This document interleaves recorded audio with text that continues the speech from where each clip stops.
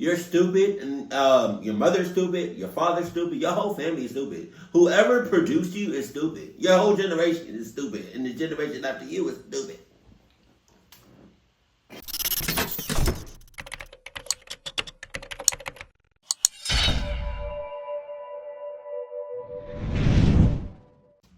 So, though my wife is asleep, it's late, which means I can't be doing too much. Without further ado, sup, though. You got your snacks, cuddle buddy, and your Adidas. Come on, come on, come on.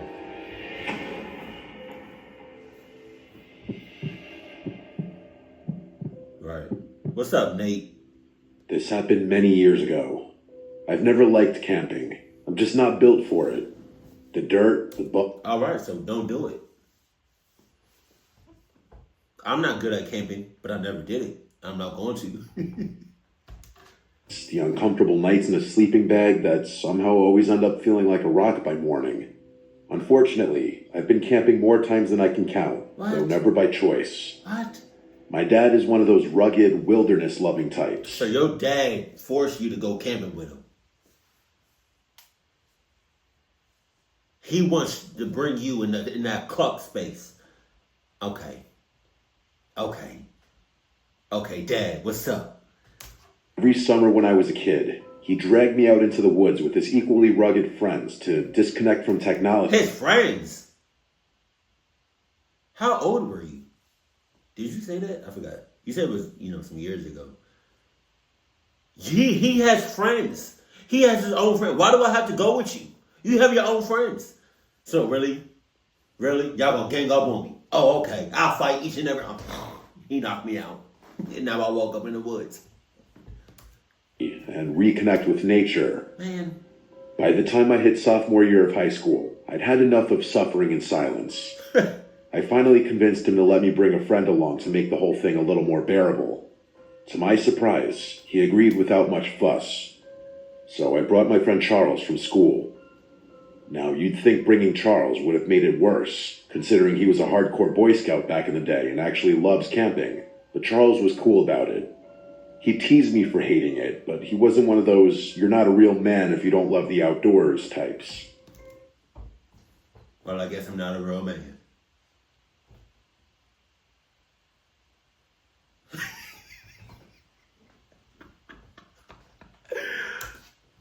I figured if I had to suffer, at least I'd be suffering with someone who knew how to make a fire and pitch a tent without turning it into a full-blown disaster. You better get a lighter. He was stoked to come, partly because he loves camping, but also because, back then, he looked for any excuse to get away from his parents. Unfortunately, the trip didn't go as planned from the start. It turned out that one of my dad's friends had messed up the campsite booking. Instead of some remote, peaceful spot deep in the woods, we ended up at this crappy, overdeveloped campsite. I'm talking indoor bathrooms, paved walkways, and even a playground for little kids. What? It wasn't camping. It was basically glorified backyard living, or glamping, I guess. To say my dad was upset would be an understatement. We didn't even discover the worst part until a few hours later. Right next to the campsite was a mini amusement park. Wow. I'm not joking. An actual amusement park with carnival games, a Ferris wheel, and a handful of roller coasters. It's surreal. Those two settings were never supposed to... I'm not gonna lie. That seemed like a setup from the get-go. I don't know about that. This seems hella sus. An amusement park and a campsite. Everyone was pissed. My dad and his friend grumbled about how this wasn't real camping, and Charles wouldn't shut up about it either. This isn't real camping, he kept saying, as if I needed the reminder. It started getting annoying because Charles kept making jokes about my family, as if we didn't know what real camping was. All right, Charles. Charles! All right, Charles. Say something else. Say something else and I'll rock your shit. Now, as much as I hate camping, I know what it's supposed to look like, so I was getting annoyed that Charles was suggesting otherwise. I told him to knock it off, and he did. The whole situation sucked. We had driven hours out to the site. It It wasn't like we could just turn around and leave. So, with no better option, we made the best of it. The grown-ups sulked for a bit, but eventually got to work setting up the camp. Jeez. And Charles, of course, stepped up like it was time to shine. Within minutes, we had our tent up, all the knots tied perfectly, the rainfly secure, the whole thing staked and taut like it came out of a manual. Even my dad, who never really gave compliments unless someone was bleeding or unconscious, nodded in approval, which got under my skin a bit. Charles and I were sharing a tent, and once everything was set up and dinner was done, we slipped away for a bit under the excuse of organizing our stuff. The truth was, Charles had brought a little metal pipe and some weed in an old Altoids tin. Okay. Nothing crazy, just enough to take the edge off. I should mention that Charles and I were in that delinquent phase of life, where we liked causing trouble and hanging around in places we didn't belong. Oh, yeah? I don't smoke weed anymore, and part of me will always wonder if the only reason I ever did was because I was trying to stick out and defy the norm. Exactly. Anyway, the two of us snuck into the woods and smoked, chuckling to ourselves the entire time. I don't think either of us were worried about smelling, since we'd probably be avoiding the adults for the rest of the night. We finished our session and made our way back to the tent. After a few hours of just chilling and talking about some of our other friends from school, we both agreed that we had way too much energy to sleep. Charles had a very mischievous grin on his face, and I could only imagine what he was thinking. He suggested we go explore the campsite, and I was skeptical. That is, until I realized he meant explore the amusement park, which instantly piqued my interest. He said it would probably be a piece of cake getting to the top of one of those roller coasters. Oh, yeah? You think it's going to be a piece of cake? Okay. Okay, well, you go ahead, you let me know how it is. Because I feel like, because it's going to be a piece of cake, they're going to get a piece of that cake off your... I don't know what I was trying to say. Climbing stuff was something we loved doing back then, and the thought of climbing a roller coaster was exhilarating. So after we were sure everyone was asleep, we made our move. It was really late by then, well after midnight. We grabbed our flashlights and headed to the fence surrounding the park. It wasn't even that hard to climb, just a little boost from Charles and we were in. The place was dark, but there were security guards patrolling, and every so often, we'd hear the hum of a golf cart making its rounds. It felt like we were in some kind of stealth video game, sneaking around and trying not to get caught. We progressed through the park slowly, ducking behind buildings and keeping an eye on the patrol. At one point, we had to sprint across an open stretch of road to avoid a guard. It was actually really thrilling, but also scary as hell. It's a hard feeling to describe. Everything seemed like a game, but both of us knew the consequences would be harsh if we were caught. We finally made it to the base of the roller coaster, and from up close, it looked way bigger than it had from the campsite. We spotted the maintenance stairs running up alongside the main ascent and didn't hesitate. The metal rungs clang softly under our feet as we climbed, one step at a time, trying not to make too much noise. There were no railings for part of the stretch, which was actually kind of terrifying. We finally reached the top, and the view was unreal. Is this? We could see the entire park below us. We took a single photo up there, as you can see here. Oh! I wish we had taken more pictures, but we were being extremely cautious as to not draw attention to ourselves. Okay. As we wouldn't be able to get away in time if someone spotted us from below. Eventually, we figured we'd pushed our luck long enough and decided to head back. After making it to the bottom, we started creeping through the park back the way we had come. For whatever reason, the return route was much quicker than the initial one. Maybe the patrol wasn't as intense or something at that hour. I really couldn't tell you. We were maybe 5 minutes from the spot we'd hopped the fence when we had to stop. One of the guards was making a round in a golf cart, so we had to quickly duck behind a snack shack and wait for them to pass. That's when I noticed something move in the dark. At first I thought maybe I imagined it, or maybe it was a shadow from the golf cart's headlights bouncing off something weird. But then Charles tapped my arm and pointed in the same direction. I focused my gaze a bit more and confirmed it. About 30 feet away, just barely visible in the darkness between two buildings, was another person. Okay. They were crouching down just like us, like they were also sneaking around and trying to avoid the guards. It didn't look like a kid though. The worst part about it was that I was fairly confident they were looking directly at us. At this point, we were actually kind of scared. Between the patrolling guards and now this, the situation was getting a little overwhelming. As much as we wanted to, we still couldn't move. The guards still hadn't passed yet. I kept my eyes glued to the figure, and they actually started moving.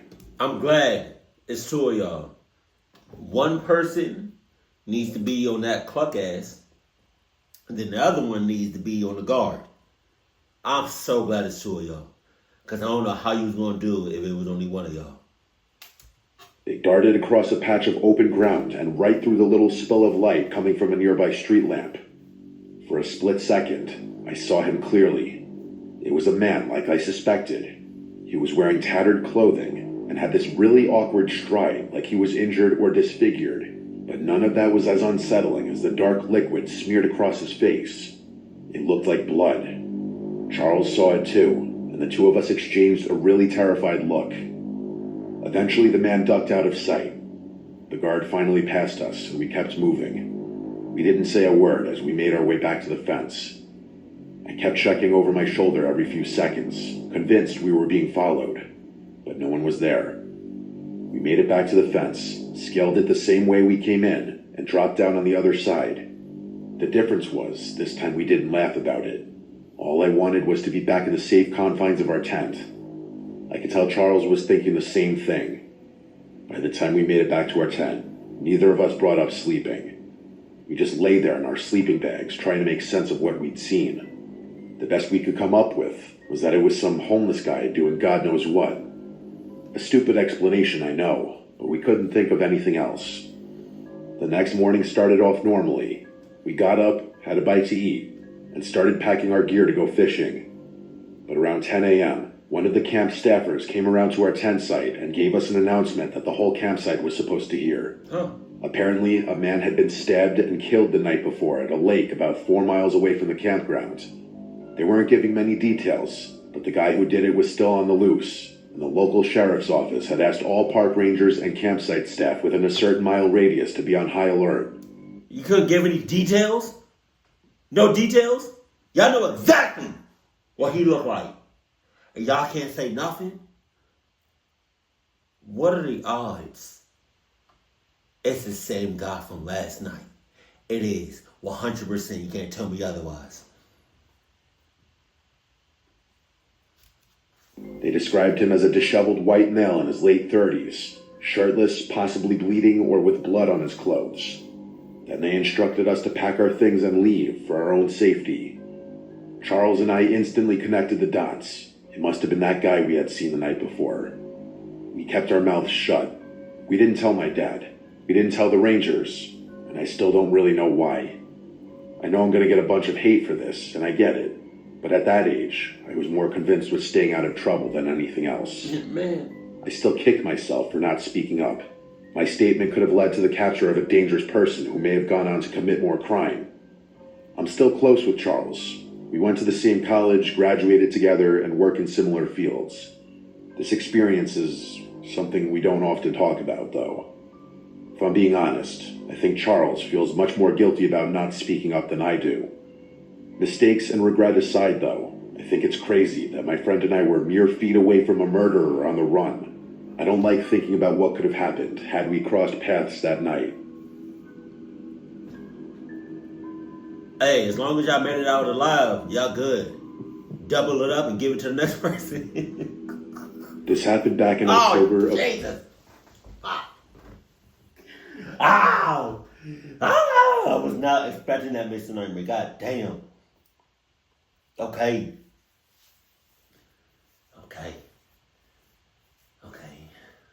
It's late at night, and I'm looking at some clowns. Or like the mask.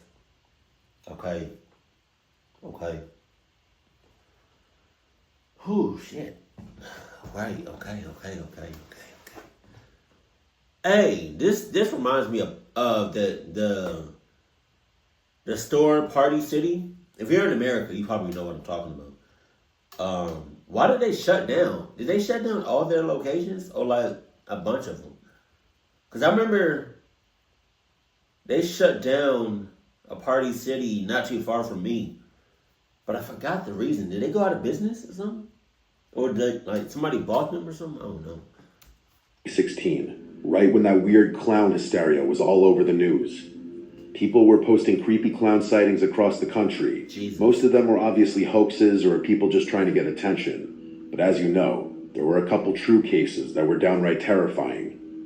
What happened to me was one of them. I was 16, a junior in high school. I had just finished 7th period, and after saying goodbye to all my friends, I hopped on the 6 train heading uptown. The train was mostly empty, which was kind of unusual but not unheard of. I wasn't being very attentive to my surroundings. I had my headphones in, and I was blasting music. Wait a minute. So this is during the clown epidemic? Yeah. I don't think much people were outside. You didn't put 2 and 2 together? You were 16. Or did it happen in 2016? Probably. To make matters worse, I was reviewing chem flashcards on my phone, so I was about as unaware as humanly possible. Wow. Never a good idea when traveling alone, but I knew the area well enough to know I'd probably be fine. I was planning to get off at 96, then walk home from there.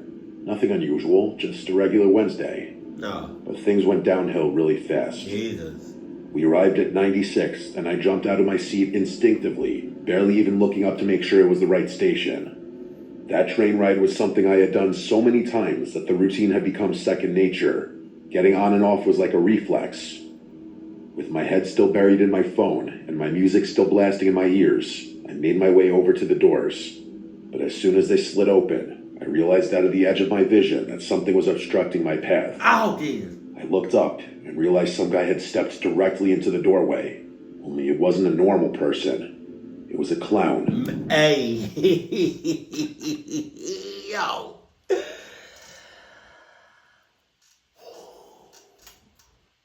Two things are going down that night. Two things. One, I'm either hauling ass or I'm throwing hands. You know what this reminds me of? It didn't happen that long ago. Y'all remember, I don't know if it was in Atlanta, but there was a lady that got stabbed to death on a train. It was like other people around her, but they literally was either not paying attention. Yeah, they wasn't paying attention, and it's like they were just being distracted by their phones or whatever. That's insane. Were your senses that pisses me off? That pisses me. Hey, but this right here. He was wearing the full getup. Oversized rainbow pants, a baggy yellow shirt with red suspenders. So what you doing? What y'all doing in that situation? This is you and a clown on the train. What you doing? Let me know that in the comment section. I already told you what I'm doing. I'm either hauling ass or I'm throwing you the hands. Giant red shoes and this exaggerated white makeup smeared across his face. Red nose, blue eyebrows, the whole cartoon nightmare. The only thing missing was the wig. I was literally frozen in shock at the sight of him. Not only was I caught completely off guard, but until then, I had never been in such close proximity to something so bizarre. He didn't say anything, he just stood there, not trying to get on the train, but clearly preventing me from getting off. I snapped out of my haze and realized I had a good 5 seconds before the doors would close, so I had to do something. I tried to brush past him, but the literal moment I made contact with him, he leaned down in one fluid motion like he was trying to make sure we were face to face. Before he could grab or restrain me, I sprinted past him, and that's when he lurched forward in an attempt to tackle me. Oh. I dodged him and continued running, and he started chasing me. It was terrifying. There was no one else around, and I was being chased by a killer clown. The 96th Street station is relatively quiet in the early afternoon, so I was essentially on my own. I shot a glance behind me and saw him pursuing me, only his stride wasn't normal. He was running with this jerky motion like his limbs were disproportionate, but I was much more focused on what was now in his hand. It was what looked like a kitchen knife. Jesus. I didn't know where he had been hiding it or what his intentions were, but I didn't care. I ran up the stairs and out of the station and immediately reported the situation to the police. He didn't follow me onto the street, but I was still pretty shaken up. The police sent someone down to the station, but he was gone by then. Even after talking to the police and being reassured that I was safe, I couldn't get the irrational thought out of my head that he somehow... He not safe? What the hell? You're not safe. You was not safe. No. That's crazy. They literally say you were safe, but they didn't catch them. Okay. You're safe, but we didn't catch the clown. Holding a big-ass kitchen knife. No, we didn't catch him. But you safe, though. I know I'm not. Shut up. Knew where I lived and was going to track me down later, but that obviously didn't happen. In fact, nothing else ever happened at all. I wouldn't be surprised if my story ended up on the news as one of the many strange clown encounters of 2016, although I can't say for sure. It took me a few weeks to fully get over this experience. I will probably never get over that. It's just me and you on the train. Jesus. This isn't your typical scary story, but I promise it's worth a listen. Okay. I was 2 years out of undergrad when the whole thing started. While I was technically getting an online graduate certificate at the same school I had obtained my bachelor's at, I still had a ton of free time on my hands. During that period of my life, I was jumping around from odd job to odd job, looking for any old gig to fill the hours and help me stack some cash. Let's just say Indeed was my best friend at the time. I honestly found 90% of my leads from that one website alone. I was getting tired of door dashing around the same 6 neighborhoods for minimum wage, so I decided a change of pace was in order. As I was browsing Indeed later that night, I stumbled upon something intriguing. It was a private lifeguarding job at a hotel a few towns over. I know that doesn't sound that abnormal by itself, but there were a couple of strange details in that listing that gave me pause. First of all, the hours were backward, like they weren't normal pool hours. You'd expect the typical hotel pool to open sometime in the morning and close sometime in the evening, with maybe a few hours of downtime in the middle of the day, right? Well, this was the opposite. Damn near exactly.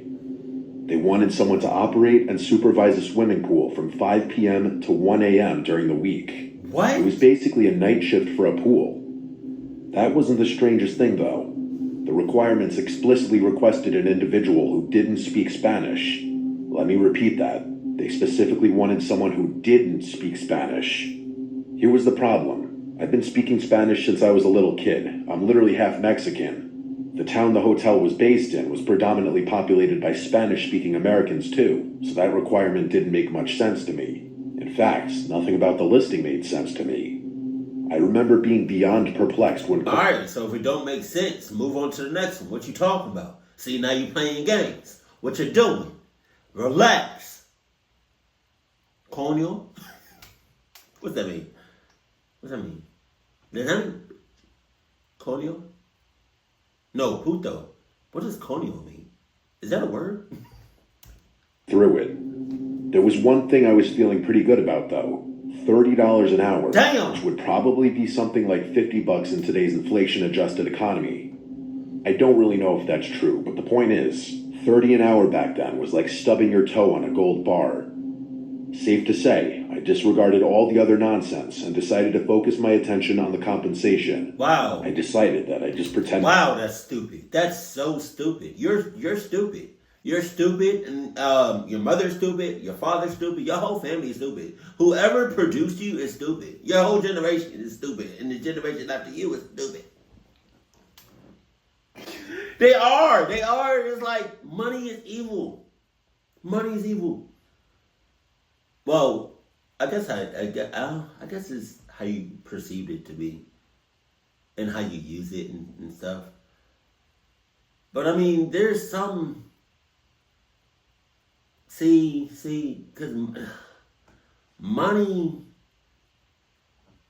can change people. Money can make you do some really stupid stuff. And this is one of them.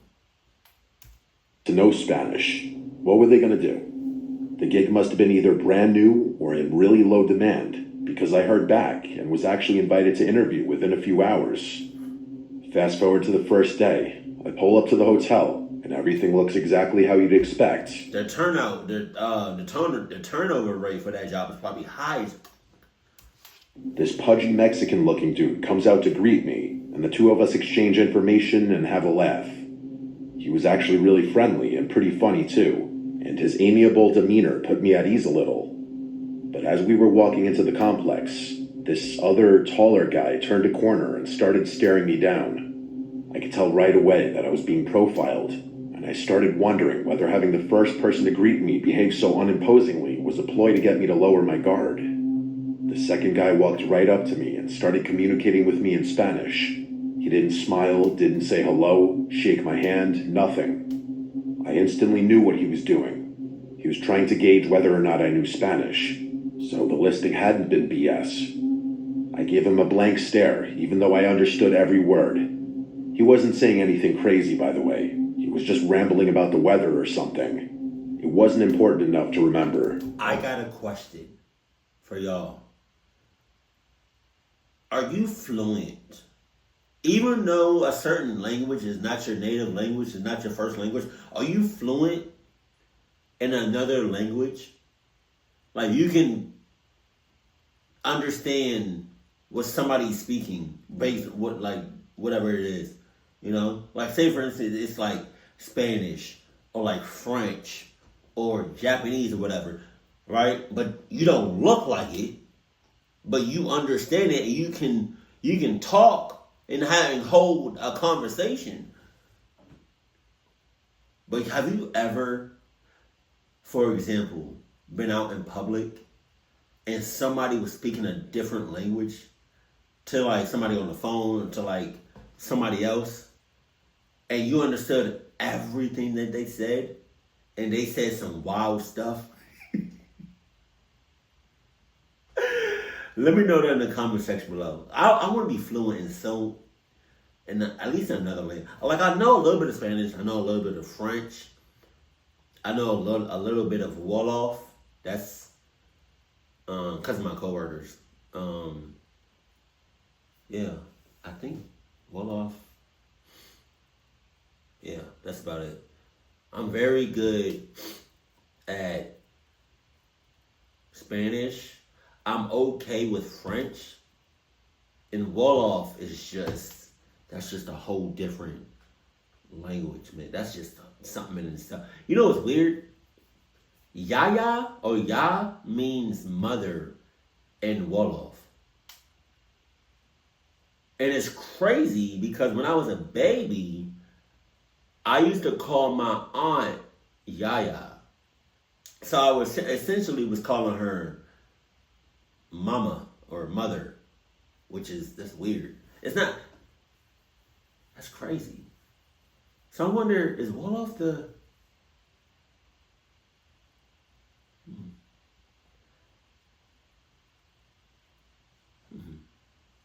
yo, Africa is,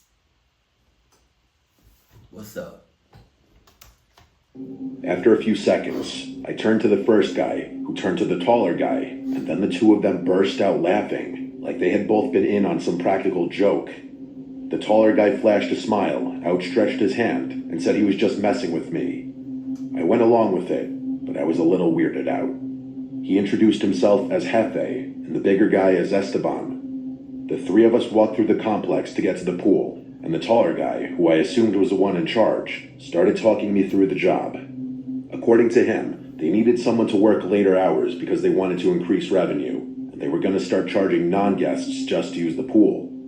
I didn't even know if that was legal, but I wasn't about to start complaining. I was told they wanted someone who didn't speak Spanish because it would prevent rowdy outsiders from trying to harass me, which I didn't fully understand, but went along with it anyway. My responsibilities were as follows. Lifeguard, obviously, collect money from non-guests trying to enter the pool, and call Jefe if there was any sort of problem. And there was one more thing. Jefe told me that if anyone showed me a blue wristband, I was to let them into what he called the pool house, which was a huge building behind the lifeguard stand. I didn't ask questions. The first week was really chill. The first few weeks, actually. A lot more people used the pool than I was expecting, so I had my work cut out for me. I collected money from outsiders and kept an eye out, No one showed me a wristband. The first time someone did show me a wristband was about a month in. On some random day, this buff Hispanic guy in shades and a white button-down shirt walked up to me, clearly not knowing a lick of English. He showed me his wristband, and I unlocked the pool house. About an hour later, he emerged and began walking towards the exit gate. The pool house door locked automatically, so I didn't have to interact with him or get down again, but I watched him leave. His backpack looked significantly more full than it had when he arrived, but other than that, everything was normal. See, okay, just leave it alone. Just leave it alone. You don't worry about what's going on in that part of the pool house. Don't worry about what's going on. With the people that got the blue wristband. Don't worry about that. Don't worry about that. Don't worry about that. Don't worry about that. You got the main pool to worry about. That's it. If they got the blue wristband, let them in. That's it. That's all you gotta do.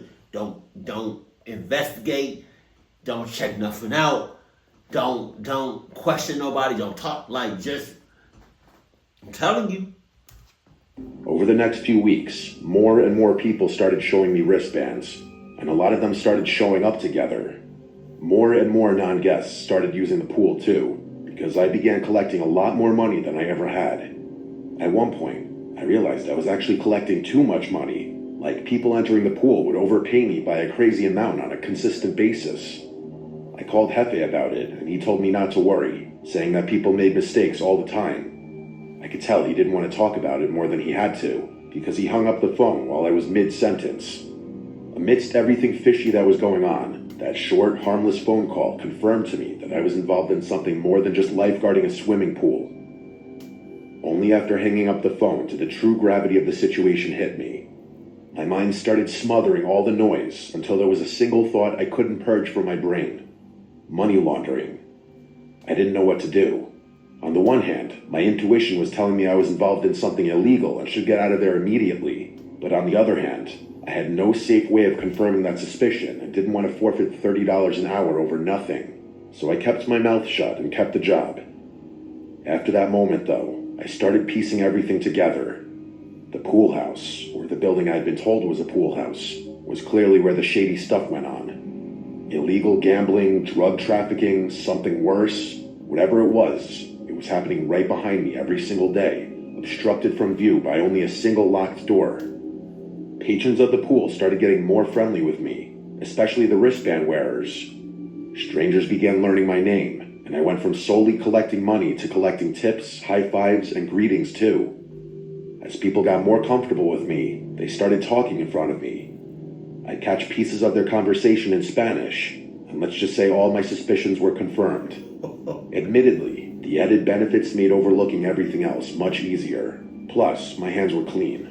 I was being employed to perform a job, which was exactly what I was doing. Speaking of the job, I actually had to rescue a drowning child a few days later. Jesus. It wasn't anything overly heroic, just a kid who strayed too far into the deep and clearly couldn't swim. But when I returned to the surface of the pool, everyone gave me a standing ovation. It was a really, really unique feeling. After that, Jefe actually came down from wherever in the hotel he had been and thanked me personally for doing such a good job lifeguarding. He said he owed me his life, which I didn't understand until I realized the kid I saved was actually his son. The next day, Jefe, Esteban, and a bunch of other dudes, some of whom I recognized as wristband wearers, were all waiting at the gate to greet me with a glass of wine. I'm not drinking that. I'm not drinking that. You got it. I'm going to stick with my Costco water bottle from Kirk. Yeah, Kirkland water bottle from Costco. Yeah, I got it.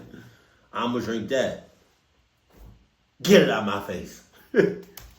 Great, but the good feeling didn't last. After everyone toasted me, one of the men made a toast in Spanish. I don't remember what was said verbatim, but it was not a pleasant speech. He was basically toasting all the money they were making and all the, quote, lives they were destroying, whatever that meant.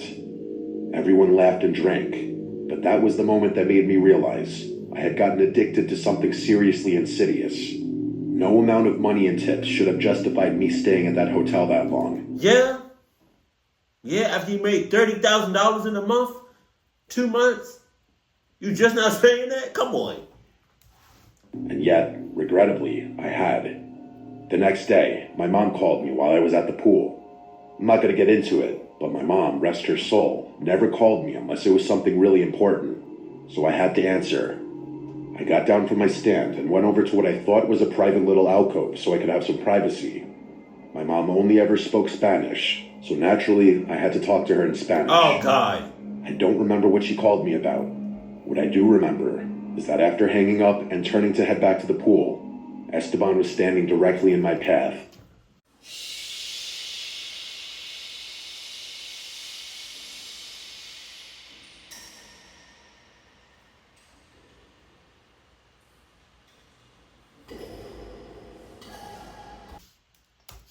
Staring at me.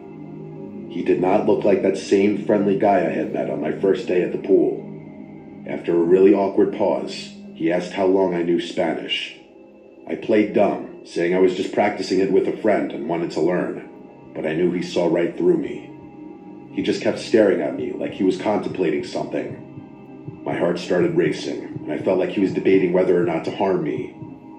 Eventually, he just said, "Okay," and turned around, and I immediately went right back to my post. I debated leaving, but couldn't force myself out of the chair. What? They might have taken that as a sign of guilt. I could have been failing a test. They probably knew where I lived. Those were all thoughts racing through my mind as I prayed for my life, frozen to that chair. A few minutes before my shift ended, Hefe came up to me and told me to arrive an hour early the following day, as he'd have a new opportunity to offer me. Then he tipped me a couple $100 and walked back into the hotel. When I left the hotel that day, I never returned. No way. That situation had no good ending. I don't think I was ever followed home, but for months after that, I was a paranoid wreck. Every van or suspicious-looking car on my street freaked me out, and there were nights where I just stayed awake for hours, thinking about the situation. Even after all these years, there are things about it I don't understand. They were obviously moving drugs, I get that, but why they'd even need me at all was something I never understood. My best guess was that they just needed someone on payroll who could act like a clueless employee if the cops ever stopped by. Who knows? I still think I was really close to losing my life that day. He was. As unlikely as that may seem to anyone hearing this. But I'm telling you, the way Esteban was glaring at me, there was one thing on his mind, and one thing only. Man, I hope you learned your lesson that not all money is good money. You almost learned that the hard way. I lie to you not, bro. If I was you and I just got off the phone with my mother and talking fluent, crisp Spanish, and I turn around and I see F.A., my soul coming out my ass. I might faint, to be honest with you. Yeah, he got to, yeah. Yeah, he looked right through that. He didn't believe you not 1 second. Telling you trying to practice. Okay, well, how about you practice some more about coming in an hour early, and I'm gonna practice, beating the hell out of you. Now that was crazy though. $30 an hour, and people were overpaying you. You probably made a stupid amount of money, but that's not the point. The point is not all money is good money, and I hope you learned your lesson. Because Iggs almost got clucked up. Keep it cool, keep it classy, and I love you. Stay happy, my family.